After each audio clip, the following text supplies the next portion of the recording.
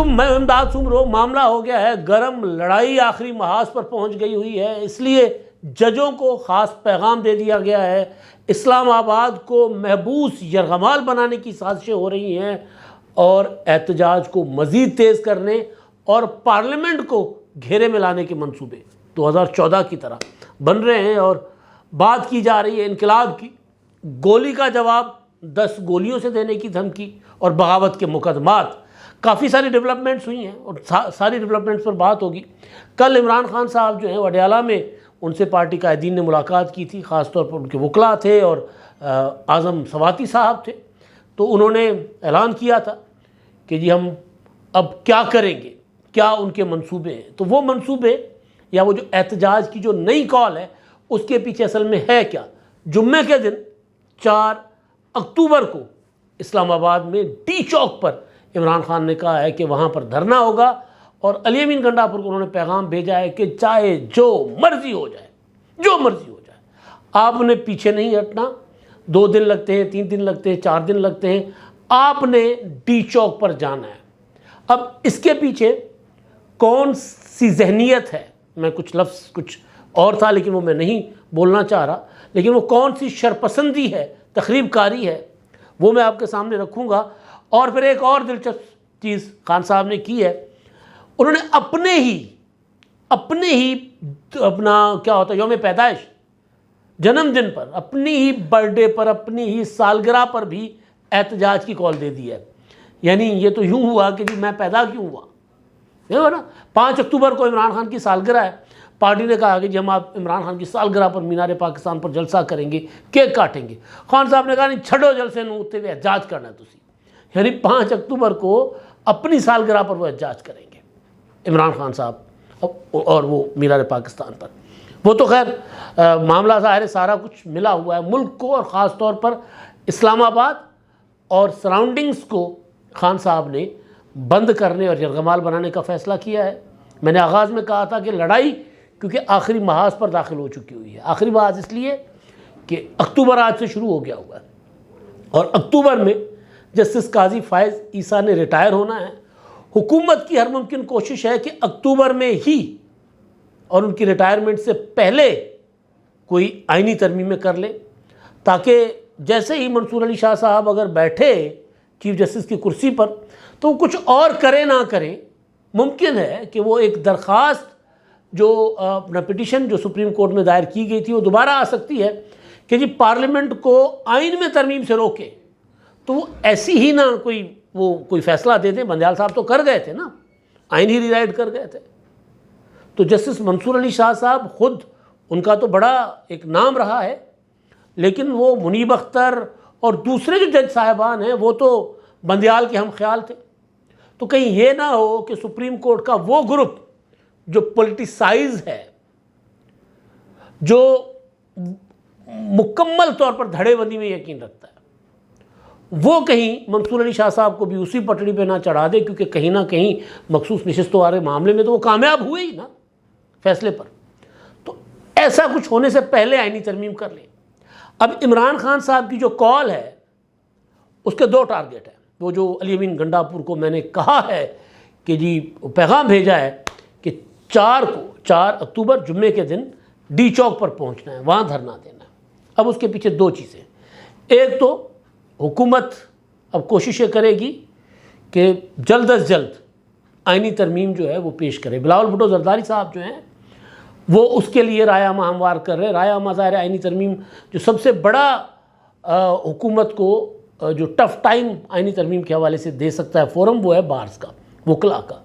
مسلم league نون اس حوالے سے چل کر کے بیٹھی ہوئی ہے۔ بلاول بھٹو نکلے ہوئے ہیں۔ بلاول بھٹو نے پہلے اسلام آباد میں وکلاء سے خطاب کیا، پھر کراچی میں کیا، کل کوئٹہ میں تھے۔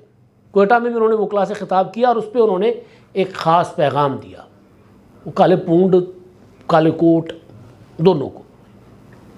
انہوں نے کہا کہ جی بس بہت ہو گیا، اب ہم آپ کی بلیک میلنگ میں نہیں آئیں گے، کہ اگر آپ کہیں گے کہ جی پارلیمنٹ یہ قانون بنائے اور پارلیمنٹ وہی قانون بنائے جو 18ویں ترمیم کے بعد 19ویں ترمیم کے ذریعے کروایا گیا تھا، تو اب ہم وہ نہیں کریں گے۔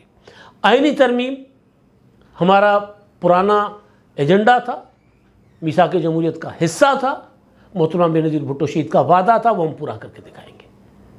پہلے بلاول بھٹو زرداری صاحب نے کہا کہ جو مرضی ہو جائے ہم آئینی ترمیم کر کے رہیں گے، ہم آئینی عدالت بنا کر رہیں گے، ججز کا پارلیمنٹ کے ذریعے تقرر کا جو شک تھی وہ ہم لا کر رہیں گے۔ اور انہوں نے کل بھی کہا کہ دنیا جہان میں پارلیمنٹ جو ہے بااختیار ہوتی ہے، یہاں یہ کیسے ہو سکتا ہے کہ جج ہمیں یہ کہیں کہ یہ آئینی شک ترمیم بنے گی، یہ آئینی ترمیم نہیں ہوگی۔ تو وہ پیغام الگ سے ججوں کو اور ان کے حامی وہ 300 وکلا جو ہیں، پتہ نہیں کدھر ہیں وہ 300 جنہوں نے خط لکھا، ان کو یہ پیغام دے دیا گیا۔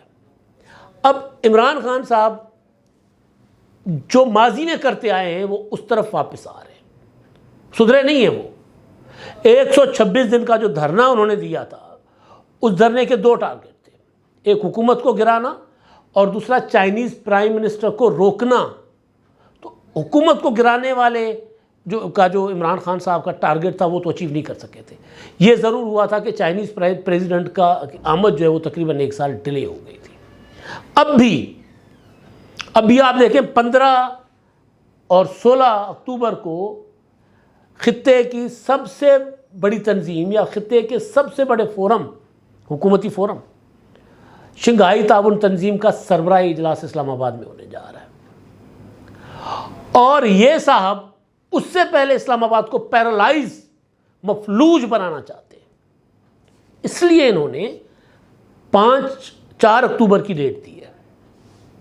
اس سے پہلے 2 اکتوبر کی ڈیٹ ملتان، میاں والی اور فیصل آباد کے لیے ہے، تاکہ ایک میسج جائے کہ پاکستان میں استحکام نہیں ہے، تاکہ کسی طرح شنگھائی تعاون تنظیم کا جو سربراہی اجلاس ہے وہ نہ ہو سکے۔ 2 اکتوبر جس دن انہوں نے کال دی ہے، اسی دن ملیشین پرائم منسٹر آ رہے ہیں پاکستان۔ آپ ایونٹس کو ملائیں نا تو آپ کو نظر آ جائے گا کہ یہ کیا چاہتے ہیں۔ کل کہہ رہے تھے صحافیوں کے ساتھ گفتگو میں کہ میں علی امین گنڈا پور نے جو بات کی ہے نا، میں اس سے بالکل سہمت ہوں، بالکل متفق ہوں، اس نے بالکل ٹھیک بات کی اور میری بات کی ہے۔ وہ کیا بات ہے؟ 1 گولی کا جواب 10 گولیاں، 1 ڈنڈے کا جواب 10 ڈنڈے۔ اب جو ریاست گولی چلاتی ہے، جو ریاست ڈنڈا چلاتی ہے، ریاست کے پاس اول تو ریاست کو نہیں چلانا چاہیے، لیکن اگر ریاست کو کوئی مفلوج بنانے کی کوشش کرے تو پھر دنیا جہان میں جو تشدد کا اختیار صرف اور صرف ریاست کے پاس ہوتا ہے، دنیا جہان میں نہیں ہونا چاہیے۔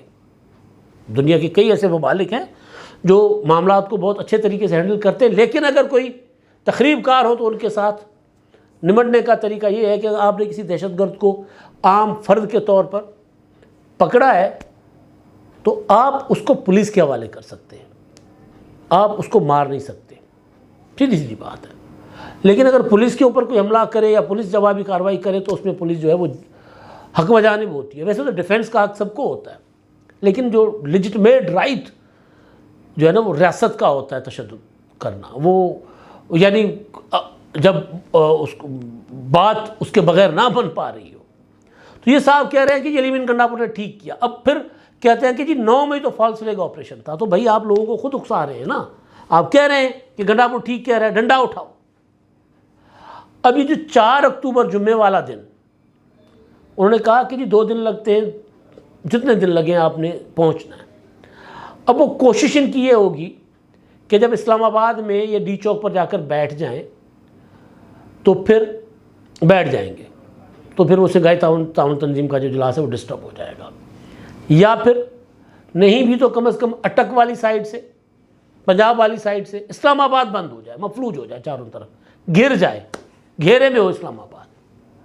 تو جب اسلام آباد گھیرے میں ہوگا تو دنیا جہان کے وہ جو شنگھائی تعاون تنظیم کے جو ممالک کے سربراہان ہیں وہ تو کہیں گے یار یہاں تو گڑبڑ چل رہی ہے پاکستان میں، ہم کیسے جا سکتے ہیں ایسی غیر یقینی کی صورتحال میں، پتہ نہیں کیا ہو جائے تھوڑی دیر کے بعد اسلام آباد میں۔ تو پھر وہ ڈسٹرب ہو جائیں گے، یا پھر وہ جن لیڈران نے آنا ہوگا وہ اپنے نمبر 2 نمبر 3 نمبر 4 کو بھیج دیں گے کہ جائیں وہاں جا کر ذرا حاضری لگائیں، حالات اچھے نہیں ہیں۔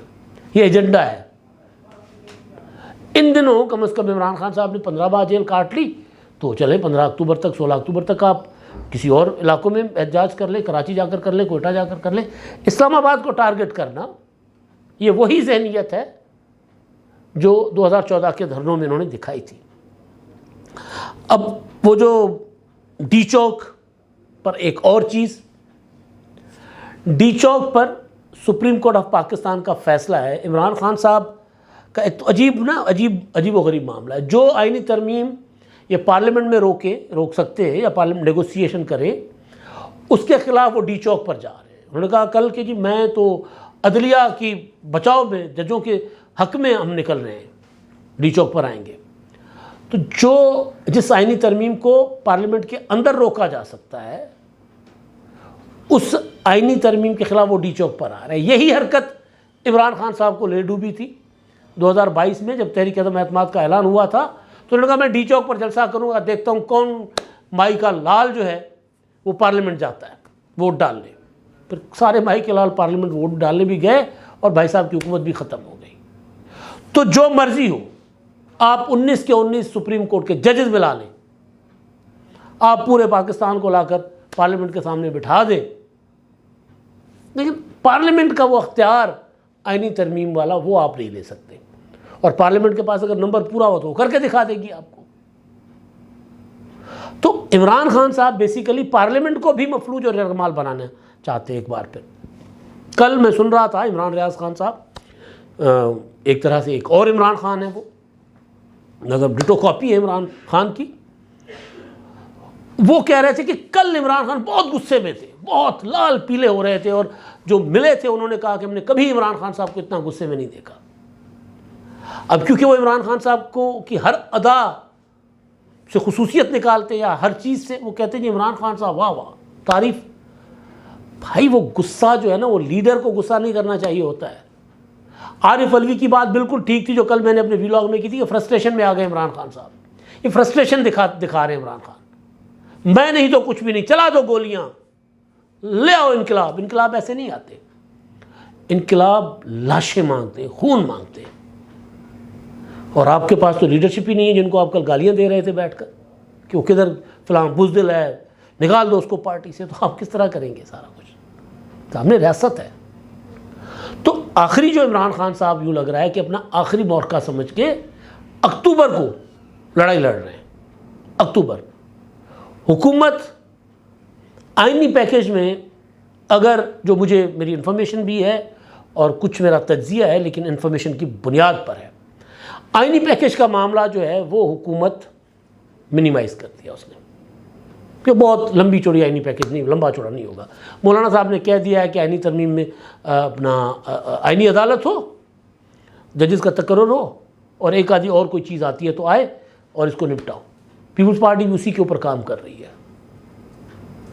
تو حکومت نے اگر آئینی ترمیم کر لی اور اس کے بعد آئینی عدالت بن گئی جو کہ ظاہر ہے 5 ججز پر مشتمل ہوگی، اس میں سینئر وکلاء کو جج بنایا جاتا ہے، ریٹائر ججوں کو جج بنایا جاتا ہے، یا کوئی اور طریقہ جو بھی اس کا ہوگا وہ ہو جاتا ہے، تو حکومت کامیاب ہو گئی. تو عمران خان صاحب کے لیے پھر بھی سیاسی موت، کیونکہ عمران خان صاحب سیاسی ججوں کے ساتھ مل کر لڑائی لڑنا چاہ رہے ہیں، جس طرح سیاسی جرنیلوں کے ساتھ اور ماضی میں سیاسی ججوں کے ساتھ مل کر لڑائی لڑ رہے تھے، گڈ ٹو سی یو والوں کے ساتھ.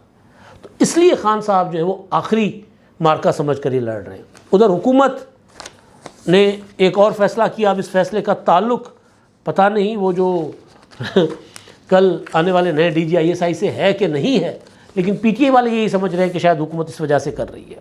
سنگجانی میں جو 8 ستمبر کو جلسہ ہوا تھا، اس میں جو تقریریں ہوئی تھیں، اور خاص طور پر علی بن گنڈاپور کی تقریریں، وہ باغیانہ تقریریں تھیں.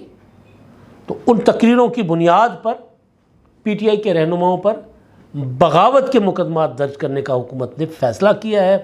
میڈیا رپورٹ کر رہا ہے کہ اس حکومت فیصلہ کر چکی ہے، اور آج جو وفاقی کابینہ کا اجلاس ہوگا اس اجلاس میں منظوری دی جائے گی، کیونکہ وفاقی کابینہ، وزارت داخلہ اور وزارت قانون، ان کے علاوہ کوئی کسی کے اوپر بغاوت کا مقدمہ درج نہیں کر سکتا، نہ کروا سکتا. یہاں تو ایس ایچ او درج کر لیتا ہے، یہاں تو کوئی عام خدائی خدمتگار چلتے ہوئے کسی کے اوپر مقدمات درج، پہلے نون لیگ والوں کے خلاف درج ہوتے تھے، میر شکیل کے خلاف درج ہوتے تھے، پتہ نہیں کس کس کے خلاف ہوتے تھے، اب پی ٹی اے والوں کے خلاف ہو جاتے ہیں. تو حکومت پراپر اپروپریٹ فورم سے وہ مقدمہ درج کرنے جا رہی ہے. اب وہ کاؤنٹر پروڈکٹیو ہوگا، اس کا فائدہ ہوگا یا نہیں ہوگا، بات ہے لڑائی کی، کہ لڑائی بہت آگے جا چکی ہوئی ہے. اور عمران خان صاحب نے کہا تھا نا ڈو اور ڈائی، مرو یا مارو. عمران خان صاحب یہ لڑائی سمجھ کر لڑ رہے ہیں. حکومت، انتظامیہ، ریاست مقننہ. وزیر اعظم شہباز شریف صاحب نہیں ہوں گے، حکومت ہوگی. آئی جی کوئی اور ہوگا، حکومت ہوگی. آرمی چیف کوئی اور ہوگا، فوج ہوگی. اسپیکر کوئی اور ہوگا، چیئرمین سینٹ کوئی اور ہوگا، پارلیمنٹ ہوگی. تو ڈو اور ڈائی کس کے لیے؟ خان صاحب اپنے لیے. وہ سمجھ رہے ہیں کہ اب اپنی زندگی اور موت کا مسئلہ ہے، سیاسی طور پر بھی اور دوسرا بھی ہو سکتا ہے، کیونکہ کورٹ مارشل والے معاملے میں فیض حمید کے معاملے میں خبر یہ دی جا رہی ہے کہ جج آگے ہیں فیض حمید صاحب کے کورٹ مارشل کا آغاز کرنے کے لیے. تو عمران خان صاحب کو سیاسی اور دوسری موت شاید نظر آ رہی ہے یا عمر قید نظر آ رہی ہے، اس لیے وہ ڈو اور ڈائی پر جا رہے ہیں. باقی اداروں نے اور باقی چیزوں نے اسی طرح ہی رہنا ہے. اب تک کے لیے اتنا ہی. اللہ حافظ.